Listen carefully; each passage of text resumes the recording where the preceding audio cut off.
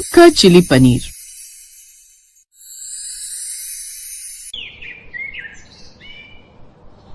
शहर के भागम भाग वाली गलियों से दूर एक छोटी सी झुग्गी में रमा रहती थी। उसकी दुनिया एक पुरानी सी चारपाई, मिट्टी के टूटे फूटे बर्तन और एक छोटे से गैस चूल्हे तक सीमित थी। रमा की उम्र मुश्किल से 20 साल थी, पर जिम्मेदारियों के बोझ ने उसे वक्त से पहले बड़ा कर दिया था। उसके पिता अब इस दुनिया में नहीं थे और माँ बीमारी से जूझ रही थी। घर चलाने की पूरी जिम्मेदारी रमा के कंधों पर थी। उसने कई छोटी मोटी नौकरियां की, पर कहीं भी मन नहीं लगा। ऐसे ही एक दिन रमा अपने घर आते हुए अपने हाथों में कुछ पैसे लिए खुद से कहती है, ना जाने इतने पैसों में क्या ही होगा। समझ नहीं आ रहा कि इन पैसों से माँ की दवाई खरीदूं या घर का राशन। हे भगवान, अब तू ही कोई रास्ता दिखा दे जिससे मैं अपनी माँ का इलाज भी करवा सकूं और घर खर्च भी चला सकूं। इतना बोलकर रमा पहले दुकान पर जाती है और कुछ पैसों से राशन लेने के बाद वो मेडिकल शॉप पर अपनी माँ की दवाई लेकर सीधा घर चली जाती है। घर जाने के बाद वो अपनी माँ को खाना बनाकर देती है। ऐसे ही दिन गुजरते हैं। एक दिन जब रमा अपनी टूटी झोपड़ी में बैठी थी, तभी उसकी नजर एक पुराने अखबार के पन्ने पर पड़ी। उस पर एक शानदार रेस्टोरेंट की चिली पनीर की तस्वीर छपी थी। चिली पनीर, इतना महंगा खाना, क्या कभी मैं ऐसा कुछ बना पाऊंगी? उसकी माँ कांता देवी चारपाई पर लेटी हुई थी। उन्होंने रमा की उदासी भांप ली। क्या हुआ बेटी, किस सोच में डूबी है? कुछ नहीं माँ, बस ये अखबार देख रही थी। शहर के लोग कैसे कैसे पकवान खाते हैं। एक चिली पनीर की प्लेट हमारे पूरे दिन के खर्च से ज्यादा की होगी। अरे ये सब अमीरों के चोचले हैं। हमारा सादा खाना उनसे लाखों गुना अच्छा है, क्योंकि उसमें प्यार का स्वाद है। रमा को माँ की बात से एक प्रेरणा मिली। दरअसल उसे बचपन से खाना बनाने का बहुत शौक था और उसके हाथ में एक जादुई स्वाद भी था। अब अपनी माँ की बात सुनकर उसने सोचा, क्यों न वो अपने हाथ के स्वाद और थोड़ा सा देसी जुगाड़ से एक सस्ता पर स्वादिष्ट चिली पनीर बनाए। उसके पास शिमला मिर्च नहीं थी, तो उसने हरी मिर्च और प्याज का इस्तेमाल किया। पनीर खरीदने के लिए भी पैसे कम थे, तो उसने अपनी छोटी बहन के लिए बचाए हुए दूध से थोड़ा सा पनीर खुद ही बनाया। अब अगले दिन रमा ने एक छोटी सी मेज ली और बस्ती के नुक्कड़ पर अपना ठेला लगाया। ठेले पर उसने एक पुराना पोस्टर चिपका दिया, गरीब का चिली पनीर, 30 रुपए मात्र में। अब सुबह से दोपहर हो चुकी थी, पर अब तक कोई ग्राहक नहीं आया था, जिसे देख अब रमा का हौसला टूटने लगा। तभी एक रिक्शे वाला मंगू उसके ठेले के पास आकर रुका और उसने उससे कहा, बहन ये चिली पनीर क्या है? भैया ये चिली पनीर है। चिली मतलब तीखा और पनीर तो आप जानते ही हैं। रहने दो बहन, ये तो नाम से ही बड़े लोगों का खाना लग रहा है और ये तो बड़े बड़े होटल का खाना होता है। हमारे लिए तो दाल रोटी काफी है। भैया एक बार चख कर तो देखो, ये गरीब का चिली पनीर है, घर के ताजे मसालों से बना है। पैसे तभी देना जब पसंद आए। मंगू हिचकिचाया, पर रमा की आंखों में विश्वास देखकर मान गया। रमा ने गर्मा गर्म चिली पनीर मंगू को परोसा।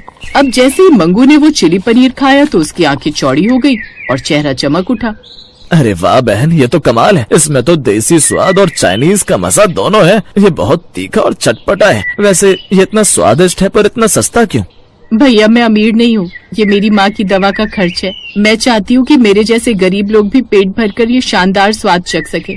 आप जैसे लोगों का साथ मिला तो मैं अपनी माँ का इलाज करा पाऊंगी और इतना पैसा कमाऊंगी कि अपने पास हर बेरोजगार को रोजगार दे सकूं।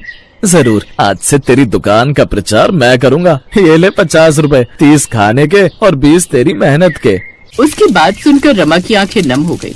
उस दिन के बाद मंगू ने कई रिक्शा चालकों और मजदूरों को रमा के ठेले पर भेजा। धीरे धीरे रमा का ठेला मशहूर होने लगा। उसका गरीब का चिली पनीर एक हॉट टॉपिक बन गया। अब लोग दूर दूर से उसके ठेले पर आने लगे। उसकी देसी चटनी और ताजे पनीर का स्वाद बड़े रेस्टोरेंट के चिली पनीर को भी मात दे रहा था। ऐसे ही एक दिन उस बस्ती का एक अमीर और लालची व्यापारी सेठ किशन लाल अपनी महंगी कार से गुजर रहा था। तभी उसकी नजर रमा के ठेले पर लगी भीड़ पर जाती है, जिसे देखकर वो रुक गया। अरे ये किस बात की भीड़ है? इस गंदी बस्ती में कौन सा सोना बिक रहा है? दीपक जरा देख कर आओ कि वहाँ इतनी भीड़ क्यों लग रही है। सेठ की बात सुनकर अब दीपक उसे भीड़ का राज पता करने जाता है और थोड़ी देर बाद जब वो वापस आता है तो सेठ से कहता है, सेठ जी, एक गरीब लड़की है, वो गरीब का चिली पनीर बेचती है। बहुत स्वादिष्ट है और इतनी भीड़ है कि पूछिए मत। सेठ किशनलाल को गुस्सा आ गया। उसके खुद के बड़े रेस्टोरेंट में इतनी भीड़ नहीं होती थी जितनी उसके छोटे ठेले पर थी। माँ के पास जाता है और भड़कते हुए कहता है, ए लड़की, तू ये क्या ड्रामा कर रही है यहाँ? चिली पनीर मेरी रेसिपी है। तेरे जैसे फटेहाल लोग ये नाम इस्तेमाल नहीं कर सकते। ये जगह मेरी है, कल से यहाँ दुकान बंद। सेठ जी, मैंने कोई चोरी नहीं की। ये गरीब का चिली पनीर है, मेरे खून पसीने की कमाई है। मैंने आपसे कोई जगह नहीं छीनी है, बस अपने लिए थोड़ी सी जगह बनाई है।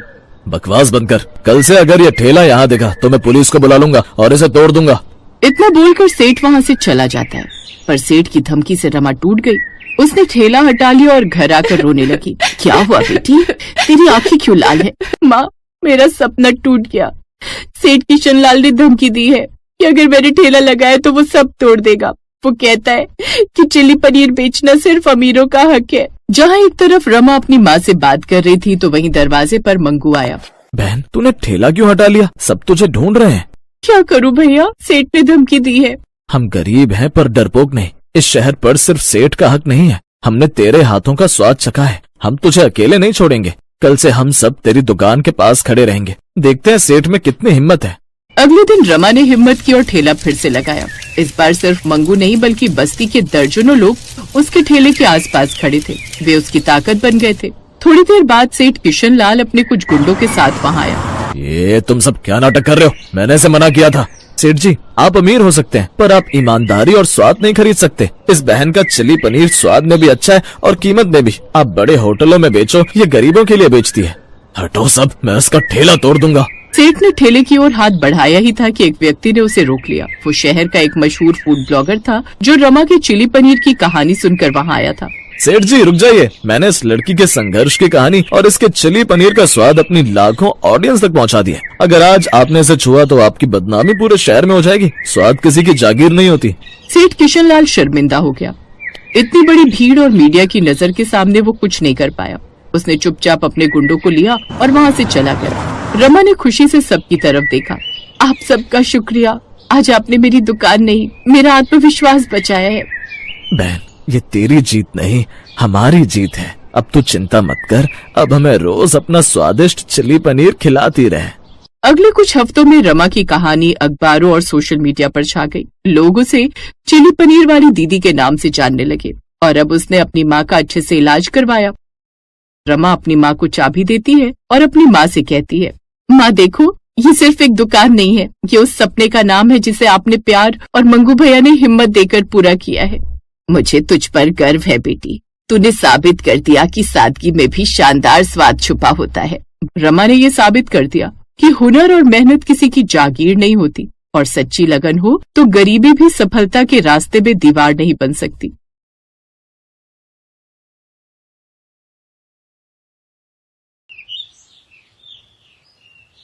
पूर्वी और अपर्णा दोनों बहनें अपनी बूढ़ी माँ आशा के साथ रहती थीं।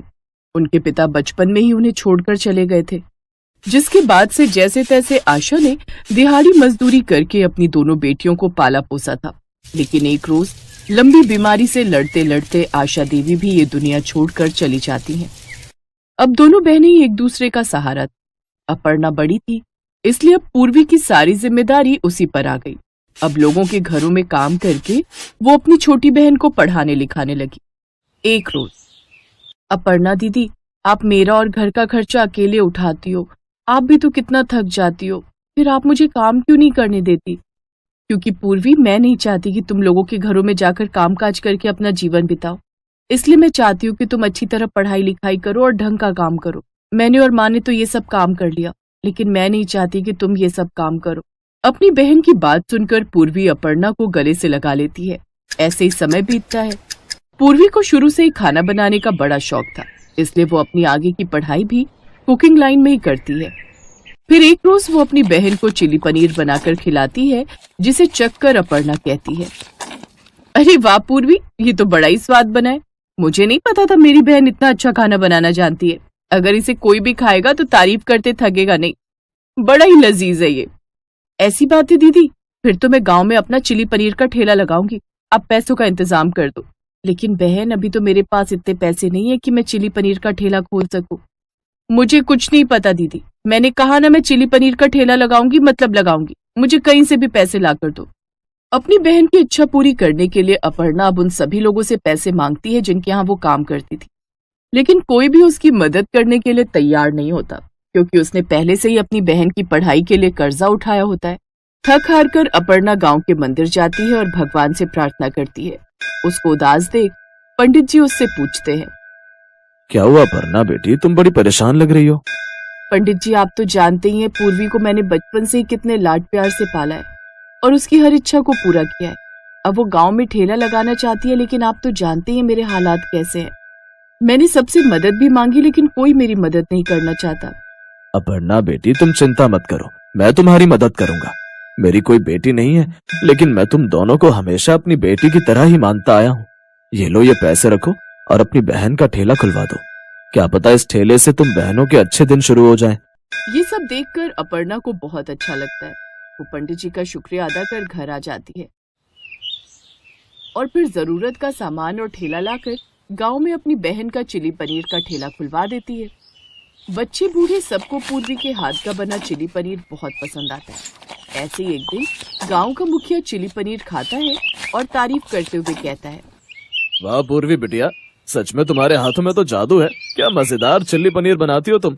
सच कहूँ तो मैंने बहुत से चिल्ली पनीर खाए हैं, अलग अलग गांव और कई बार शहर में अपने बेटे के यहाँ जाता हूँ तब भी, लेकिन ऐसा चिल्ली पनीर मैंने आज तक नहीं खाया। ऐसा करो, 2 प्लेट चिल्ली पनीर पैक भी कर दो, मैं अपनी बेटी और पत्नी को भी खिलाऊंगा। जी मुखिया जी, मैं अभी बना देती हूँ। मुखिया वो चिली पनीर लेकर घर आता है तो उसकी पत्नी और बेटी को भी वो चिली पनीर बड़ा पसंद आता है। ऐसे कुछ दिन बीत जाते हैं। पूर्वी के चिली पनीर की बिक्री अब दिन पर दिन बढ़ती जाती है, जिसे देख उसकी बहन भी काफी खुश थी। कुछ दिन बाद गांव के मुखिया की बेटी शोभा की शादी तय हो जाती है। पापा, मैं चाहती हूँ कि मेरी शादी के मेन्यू में चिली पनीर जरूर होने चाहिए, और वो चिली पनीर सिर्फ पूर्वी के हाथों का बना हुआ ही होना चाहिए। उसके हाथ का बना चिली पनीर खाकर सब बाराती तारीफ करते रह जाएंगे। ये तो तुमने बिल्कुल ठीक कहा बेटी। ये बात करने के लिए मुखिया पूर्वी के पास गया। पूर्वी शोभा मेरी इकलौती बेटी है और मैं उसका कहाँ कैसे टाल सकता हूँ, इसीलिए तुम उसकी शादी में चिल्ली पनीर जरूर बनाना, और इसके लिए मैं तुम्हें मुंह मांगे पैसे भी दे दूंगा। बोलो, मंजूर है तुम्हें? इतना सारा मुनाफा देख पूर्वी झट से मुखिया को हाँ कर देती है। हाँ हाँ मुखिया जी, क्यों नहीं। लेकिन ध्यान रहे शिकायत का मौका नहीं मिले। जी आप बेफिक्र रहिए, आपको शिकायत का कोई मौका नहीं मिलेगा। तो फिर ठीक है, तुम मुझे अपने सारे जरूरी सामान की सूची दे दो, मैं सारा सामान मंगवा दूंगा, लेकिन ध्यान रहे किसी भी तरह की कोई शिकायत नहीं होनी चाहिए।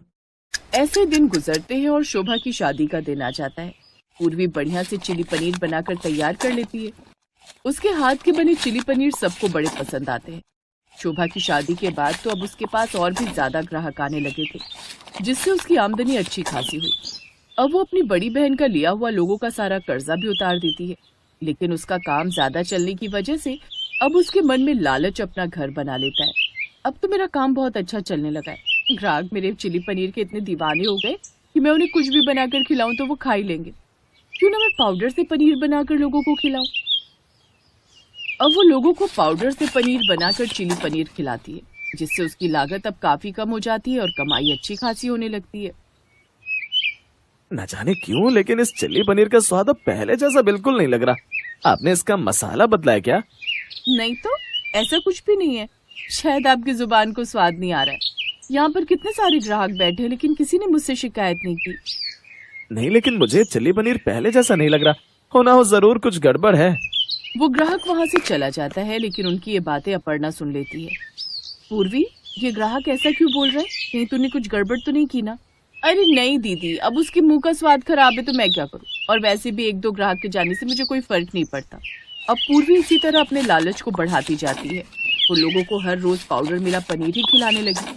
लेकिन एक रोज पंडित जी उसे ऐसा करते हुए देख लेते हैं और डांटते हुए कहते हैं, थोड़े पैसे ज्यादा कमाने के लिए तुम इतना घटिया काम कैसे कर सकती हो? तुम जानती हो ना पाउडर वाला पनीर खाना लोगों के लिए कितना हानिकारक है। तुम ग्राहकों की सेहत के साथ खिलवाड़ कैसे कर सकती हो? एक तुम्हारी बहन है जिसने इतनी मेहनत और कष्ट करके तुम्हें काबिल बनाया, और एक तुम हो जो ऐसा घटिया काम करके उसका नाम डुबा रही हो। अगर सब गांव वालों को पता चल गया तुम ये सब करती हो तो क्या इज्जत रह जाएगी तुम्हारी गांव वालों की नजरों में। पंडित जी की बातें सुनकर पूर्वी का सर शर्म से झुक जाता है। मुझे माफ कर दीजिए पंडित जी, मुझे आपकी सारी बातें समझ आ गई हैं। अब आज के बाद मैं कभी ऐसा घटिया काम नहीं करूंगी। शुक्रिया पंडित जी, आज आपने मेरी आंखें खोल दी। इस तरह से पूर्वी को अपनी गलती का एहसास होता है और वो हमेशा हमेशा के लिए काम छोड़ देती है। अब वो पूरी ईमानदारी से अपनी बहन के साथ ठेले पर चिली पनीर बनाकर बेचती है। अब वो दोनों और भी ज्यादा अच्छी कमाई करने लगे, जिससे गरीबी के बादल अब उनकी जिंदगी से छटने लगे।